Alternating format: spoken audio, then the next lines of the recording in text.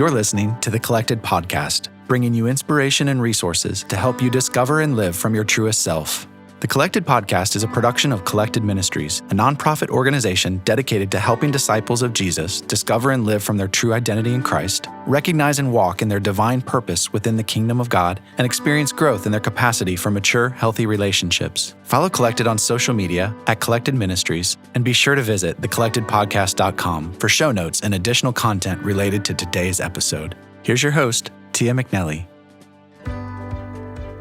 You are listening to Season 3, Episode 6, and yes, I'm Tia McNelly, and as always, I am joined by our producer and co-host, Jess Biondo. Hi, Jess. Hey, good to be with everybody again.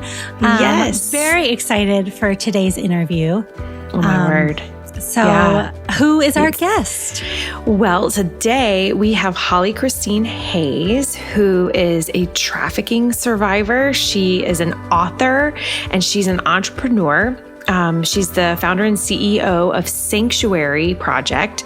And she's the author of From Basement to Sanctuary, which the subtitle of that book is Finding Healing and Transformation Through Surrender, which is so on theme for Collected. You guys are going to love hearing about Holly's yes to the Lord and what that led to in her life. She's an incredibly accomplished woman. And when you hear about her beginnings and the level of trauma and dysfunction that she overcame in order to be where she is today, you know that it was only the Lord working in her life. So here is Jess's interview with Holly Christine Hayes.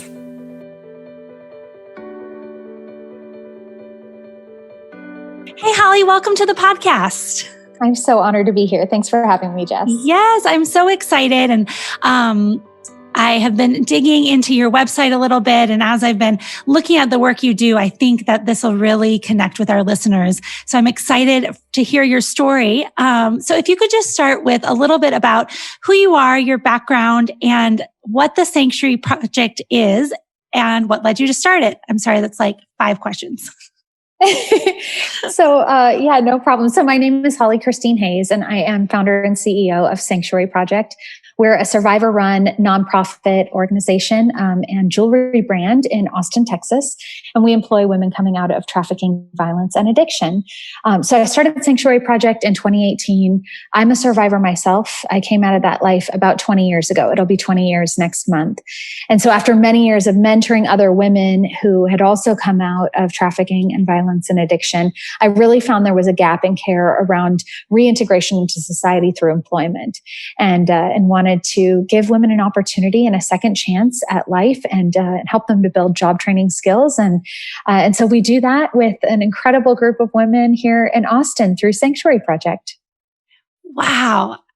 I mean, that I want to know more. So what led you to go with jewelry, I guess? And kind of how did it start in those early days? Yeah, so I had visited an organization in 2012 in Thailand that worked with women coming out of trafficking as well. And so they had rescued women out of the brothels in Bangkok and they trained them to make jewelry. And I got to see these women sitting together in community and making jewelry together. And all day long, they were making beautiful things. And every time they would finish a piece, they would hold it up and I could see this sense of pride and joy and accomplishment on their faces that they had made that.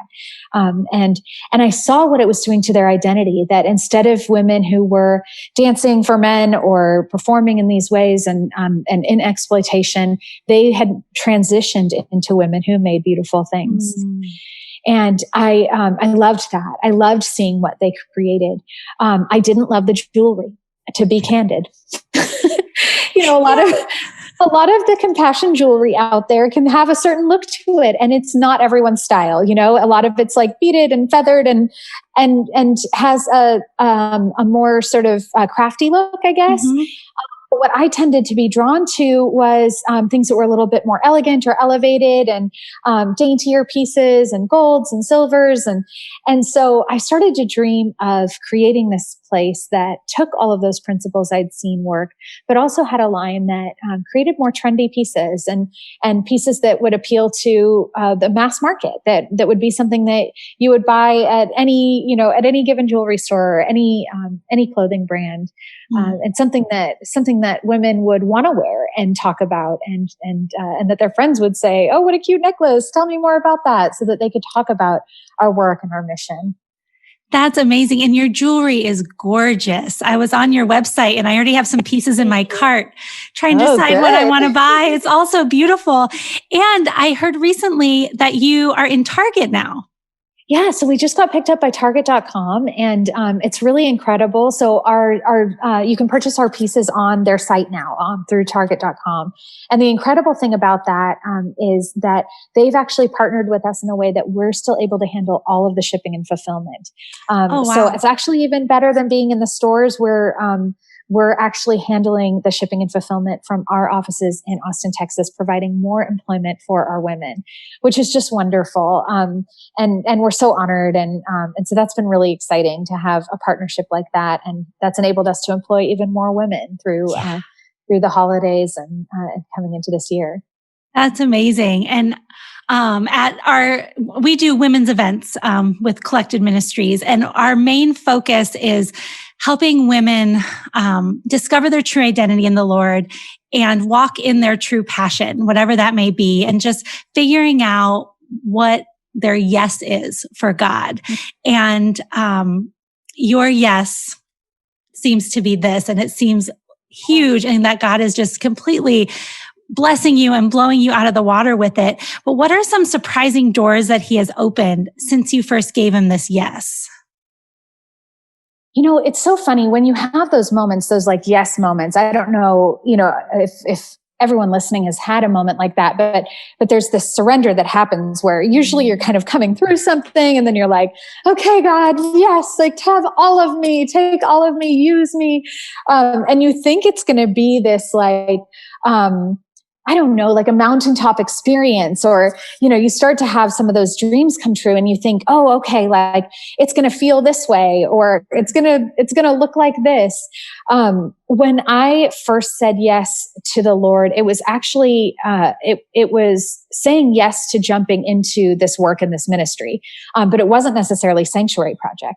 So I actually originally said yes to vocational ministry and to mentoring other girls and to doing sort of this work in the church. And to creating spaces in the church where people could come in and feel welcomed and feel loved and find sanctuary.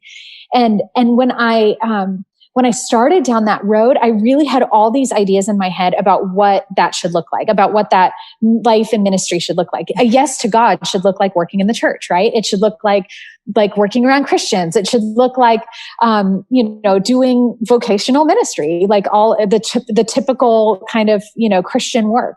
Mm-hmm. And so one thing that was really surprising that happened to me when I first moved to Austin, Texas, I was coming out of vocational ministry. My husband and I got married. I was living in Paris, France and working for a church there. And then my husband and I got married and moved to the States, to Austin, Texas. And I had no idea what to do with myself and was like, okay, I've got to find another job in a church. And I need to figure out like which church I'm going to work for and how I'm going to do ministry. And it was so incredible. Like there were just no doors open in that realm when I got here. And I was like, okay, so what does this look like then in this season? I guess maybe I'll try to find an anti-trafficking organization to volunteer with. And there were no anti-trafficking organizations to volunteer with in Austin, Texas. And so as doors kept closing, I realized that God was opening different doors and was asking me to do something different in this season. And that was when he laid the Sanctuary Project on my heart and actually said, yeah, there isn't anyone doing this work really here in Austin, Texas. I'm going to need you to be that person. And that jewelry line you've always dreamed of that was a compassion line that actually was on trend, we're going to bring that back. And you're going to do that here in the States with women in Austin, Texas. And so it's been so surprising to make that transition from what I thought ministry should look like and what I thought a yes to God would look like, which would be like, I work in a church. I put on women's events, I write books, I speak, like whatever those like things are that you think Christian ministry should look like. He has turned it on its head in my life and said, no, actually you can do this in the marketplace. And actually I'm going to use, your girly side and your fashion loving side. And I'm going to take that and I'm going to weave it together with my favor and my heart for people. And you're going to, do this whole other thing that I just never would have dreamed of. But it all came from that same yes and that same place of surrender and just saying, God, you know best where you can use me. Mm-hmm. And I'm so grateful. It doesn't look like what I thought it would look like, because there's been so much more impact. I've actually seen so many more lives transformed. I've been able to baptize so many more women since I stepped into what I'm doing now versus what I thought it should look like. Yeah. What a beautiful reminder that God sees all of us and he knows what is best for us. And he created us. So he wasn't holding out on you with the closed doors. He was saying, wait till you see what I have in store. And I feel like someone out there today needs to hear that. Like God's not holding out on you if you've been getting a lot of no's lately. I don't know. I just feel him saying, precious daughter, wait till you see what it's leading to. So I hope that just encourages someone today. And your story encourages me.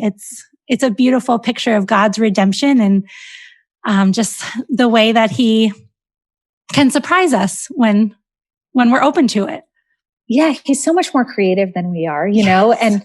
and he knows everyone, and he knows, he knows what that perfect combination of your giftings, your skills, your life experience, and how he wants to use that impact. He knows what that perfect combination is.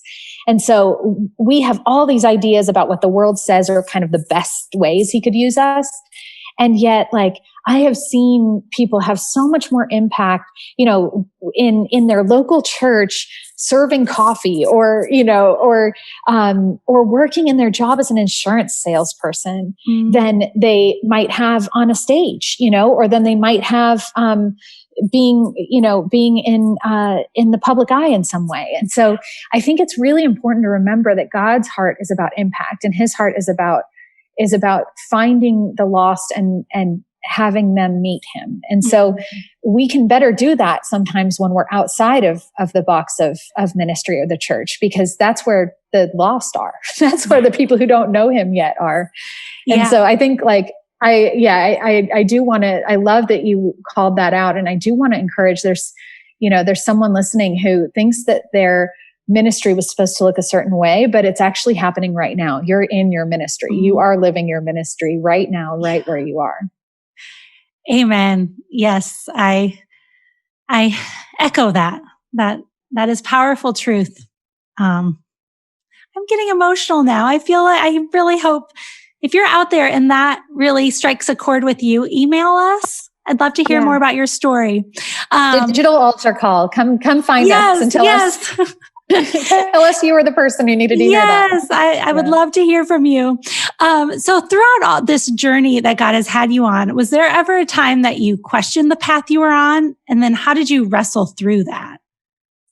Yeah, I think what my biggest journey and struggle with that has been around the sharing of my story. I don't have any shame about it. I feel very blessed, and I think that's supernatural. But it's also not an easy thing to talk about. And it's not an easy thing to talk about in the church, to be candid. I felt for a lot of years like I needed to hide my story. That if people knew the full truth, that I wouldn't get to be in ministry the way I wanted to be, right? Like I thought that the things I had done would disqualify me. And I think what I spent so many years trying to look right in the church, trying to behave in just the right ways so that I would be accepted in the church.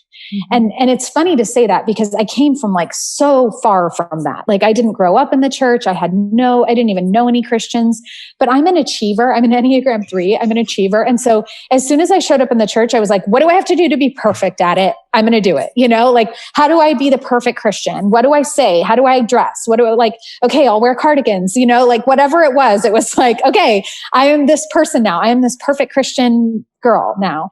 And I hid who I truly was for a long time, trying to be like the other women in the church.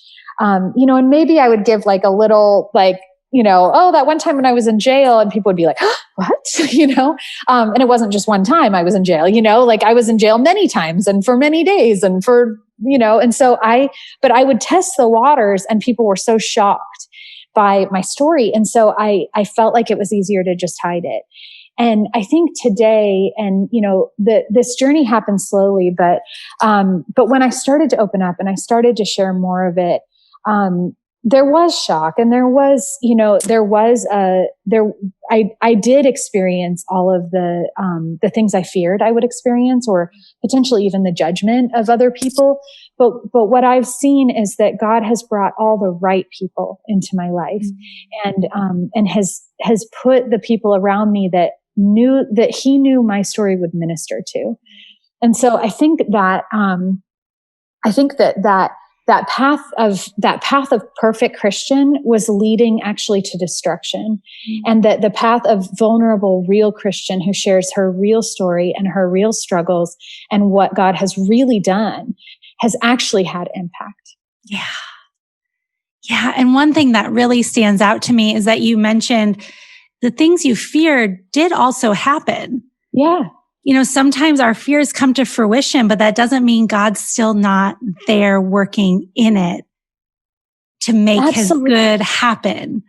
Yeah. I think we can retreat sometimes. Absolutely. Yeah. I think we let our fears stop us of like the worst case scenario, but sometimes the worst case scenario is actually good for us. It was actually good for me to start being honest about who I was. And yes, I lost some things along the way. There were dating relationships that were not right for me when I started being honest. But thank God, because then I met my husband who is, and there were jobs that were not right for me because of my lifestyle and what I'd been through. And that's okay too, because now now I get to do this job that's so far beyond anything that wasn't right for me. Yeah. And so I think it's really, yes, there are losses, I think, when we're bold about who we are and what we believe and what we've been through. But every closed door is leading us more and more to the right doors in God's kingdom. And every no is actually getting us closer to that big yes, that's the life we actually belong in. Yeah. That is so powerful and so true. And you actually wrote a book about your story. Can you tell us a little bit about your book and maybe a little more about your actual story? You've referenced it a few times, but on the listener end, now we're like, wait, she was in jail? What is her story? Yes. So I, from a very young age, suffered from some abuse in my childhood that really left an imprint on my life and heart. And as I got a little bit older, I found drugs and alcohol as an escape for that. And I started drinking and using drugs every day by the time I was 15.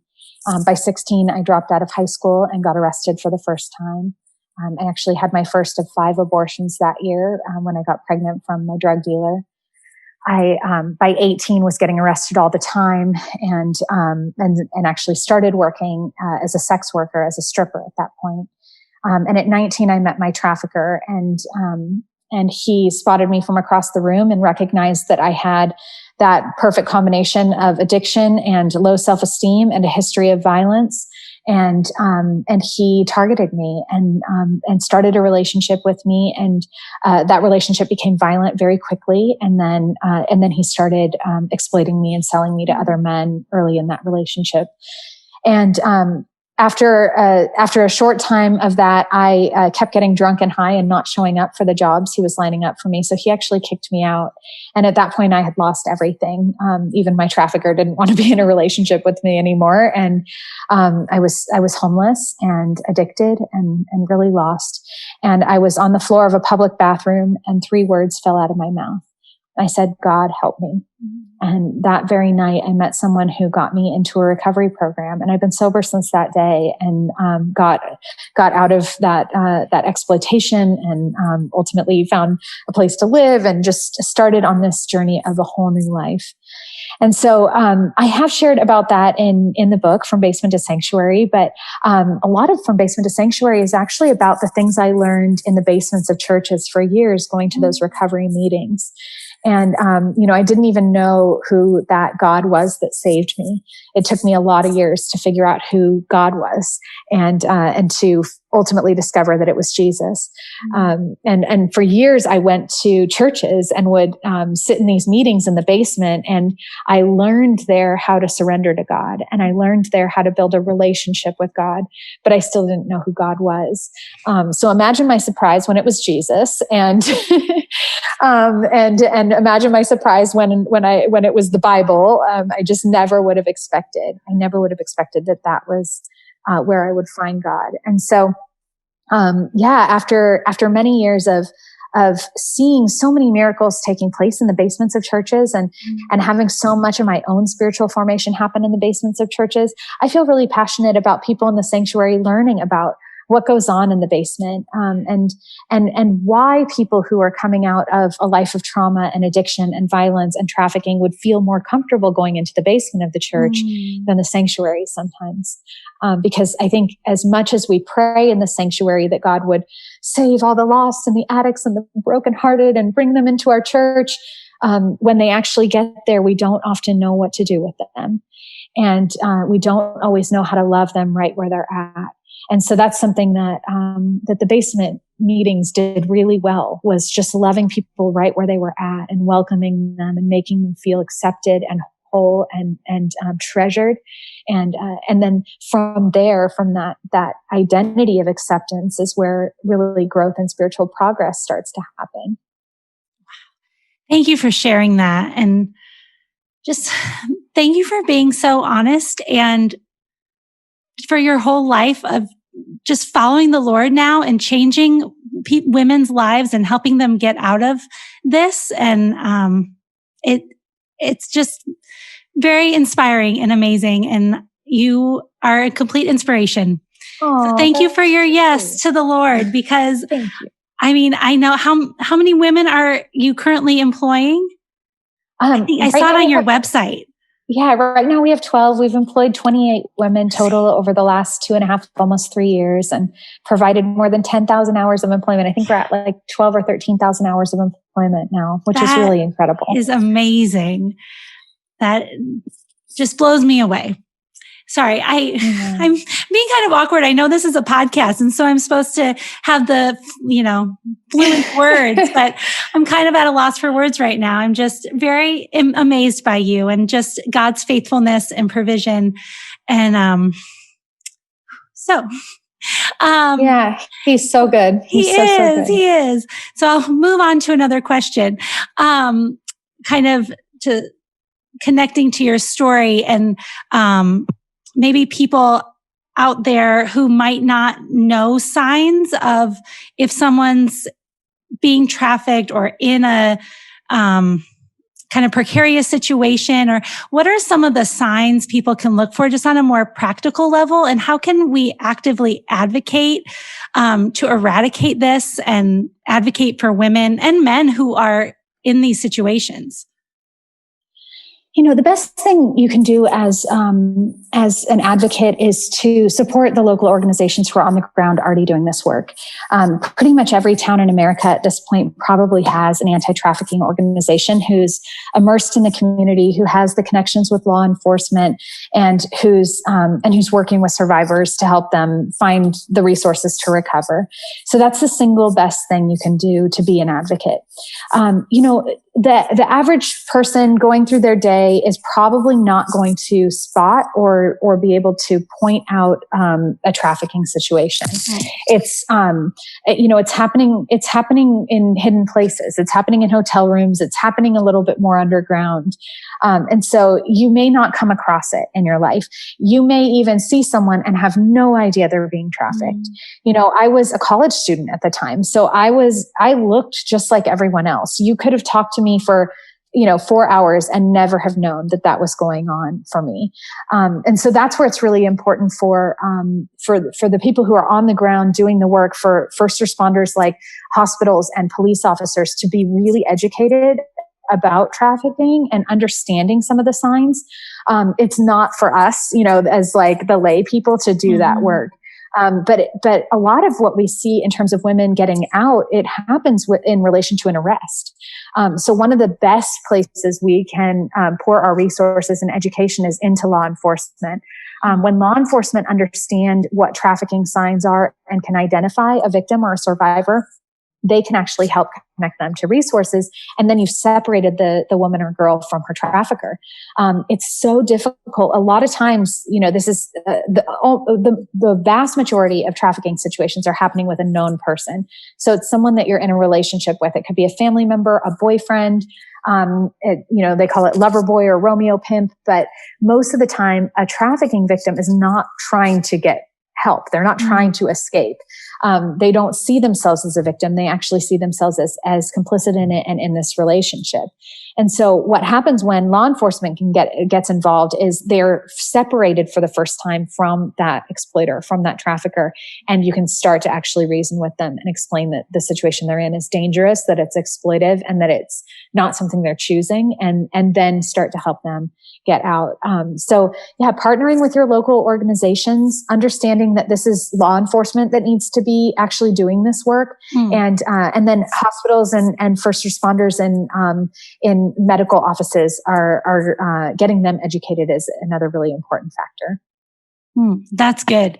Thank you. That's very practical. And we'll put some links in our show notes of things specific. We're based in Charlotte, North Carolina. So we'll post some things specific to Charlotte. But if you're a listener not in Charlotte, I'm sure there's tons of resources out there for who to contact and, the appropriate law enforcement and things like that. So as we're starting to wrap up, I'm just wondering if there's anything specific that you feel like God has laid on your heart right now, of something new He's teaching you. Yeah. I think the biggest thing I'm learning in this season is that I can do it all, but I need help. I think, I just became a mom last year, and that's been, the most beautiful and rewarding thing I've ever done in my life. But I also had a 2-year-old business when I had my first baby. And so it's been a season of working harder than I've ever had to work in my life. And then also, learning a new normal of being a mom. And I think the biggest thing I've learned is that we are blessed as Christ followers to live in community with one another, and we need each other. We need to surround ourselves with people who we can pour into and who are pouring into us. I could not do what I do in life without the women who support me. I couldn't support other women and survivors and do the work I do without those people who are pouring into me, who are speaking life over me, who are praying for me, who are mentoring me. They've just become more and more vital the more I pour into others. The other thing I'm learning, so I used to dance ballet, and I just picked it up again recently just to be moving my body. And it's all about balance. Like, so much of ballet is about balance. And something that God was really speaking to me about in class the other day was balance is always about making small adjustments. It's always practically speaking in ballet, it's always just slightly adjust your rib cage, or just slightly adjusting your center of gravity. And I think it's the same in life. I've found that sometimes like when life feels out of balance, I'll think I need to make this big, massive change and I need to remove this thing from my life. And, I need to go in this whole other direction, or maybe I need to start a whole new career. But really, I think a lot of times finding that sense of balance is about just making really tiny tweaks and adjustments to our life. Do I need a little more prayer? Do I need a little less social media? Do I need a little more friendship? Do I need a little less anxiety? Whatever that is, finding those little tweaks are often make the biggest impact in finding balance in life. That is an amazing note to end on. I knew there was a little something else there. It's like, she's got something for us. So as we wrap up, where can the people find you? So you can find Sanctuary Project at sanctuaryproject.com. You can also find us on target.com. And we're Instagrammers over at Sanctuary Project. So you can find us there at @sanctuary_project, and find me at Holly Christine Hayes. Perfect. And I'll put links to all of those on our blog and in our show notes. And people, go buy this jewelry. It is gorgeous. And it's like the easiest way that you can support the most amazing cause and have direct impact on these women that are survivors and that are rebuilding their lives. So go treat yourself to some jewelry and don't feel bad about it. Yeah, I love that. Yes. Thank you so much, Holly. Thank you, Jess. Jess, what a challenging interview. To be on our side of the Zoom call, right? You did a phenomenal job taking all of that in. She has such an emotional story. Yeah. And it's incredible to watch someone who has shared their story again and again be able to share it in a way that's still so raw and honest and yet so triumphant. There's so much victory in the tone of her story. But there was one thing that she said, and this is, if you're a regular listener, this will be no surprise to you that this kicked my butt a little bit. But when she was talking about how, when she initially started becoming involved in the church and in ministry, she was trying to portray something that was not her true self. And this like put together Christian who doesn't actually mention all of the things, all of the beautiful redemption in her story, because it puts people off or makes them uncomfortable. And when she finally started being her true self and sharing her story and being real about what God had done in her life, it completely opened up new avenues of ministry. And the Lord has really been talking to me about that this year, about presenting outwardly outside your home, outside your intimate circle of friends and family, the true you. There was a study that I heard about recently that said that we only present our true selves to others about 15 minutes a day. Oh, and wow. That's really sad. Yeah. That's just not who I want to be. And I almost feel like I need to give a warning to the public that like more and more of the true authentic Tia is going to be coming out, on the internet and in this podcast and on my social media, in my writing, because that is who God has called me to be. And to not let that show is an injustice to his name, in my opinion, at this point. And so, maybe I could ask for some grace while I practice that too, I think we have to extend grace to people as they explore what it looks like to allow their true selves to be seen. It's a risk. It is a risk to allow yourself to be seen, but it's so rewarding, as Holly shared. I was so moved by her story. Oh, yeah, I was too. Yeah, clearly. Yeah. Yeah. Yeah, there was so much to unpack in the interview. We could have just kept talking to her, but I encourage listeners to get her book because there's so much goodness in it. And, over and over, her story has so much trauma, but it always points back to the Lord and the redemption and the healing, and just a powerful, powerful book.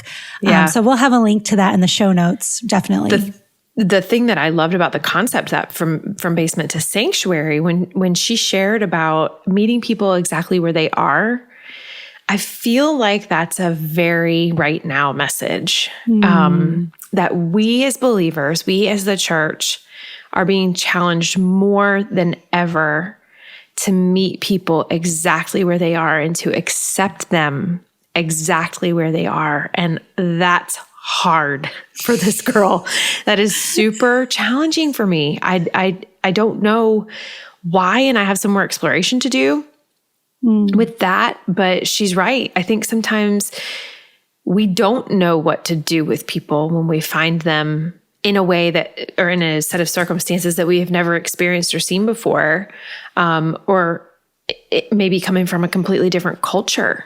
I think there's like almost a culture shock kind of thing that happens there. And I think we have so much to learn from Holly about that. Yeah. So I'm excited to jump deeper into her work. And you guys go over to Target.com and buy some of this gorgeous jewelry. It's so incredible. Pretty. I love it. It's so on trend right now. I love it. Yeah. It's beautiful. Well, Happy New Year, everyone. We're so, so glad to be back with you in 2021. We pray peace and blessings over all of you as you listen and as you move on with your day. And we will see you back here in 2 weeks. Thank you for listening to the Collected Podcast. Please be sure to subscribe, rate, and review. And if you like what you've heard, we'd love it if you'd help spread the word. Check back here for new episodes dropping every other Thursday. You can follow along on social media at Collected Ministries. If you would like to support Collected by making a tax-deductible contribution, please visit collectedministries.org/donate. The Collected Podcast is also on Patreon at patreon.com/thecollectedpodcast. That's Patreon. Become a patron for as little as $1 a month to gain access to bonus content, early bird ticket sales, giveaways, and more. You can also find Tia at Tia McNelly Notes and Jess at Spreza Foundry. Collected proudly supports and partners with Flourish Kenya, a nonprofit working to support and prevent unplanned adolescent pregnancy in rural Kenya. Learn more at flourishkenya.org. The Collected Podcast is produced by Jess Biondo and edited by Jacob Early. Music is by Asaf Elan.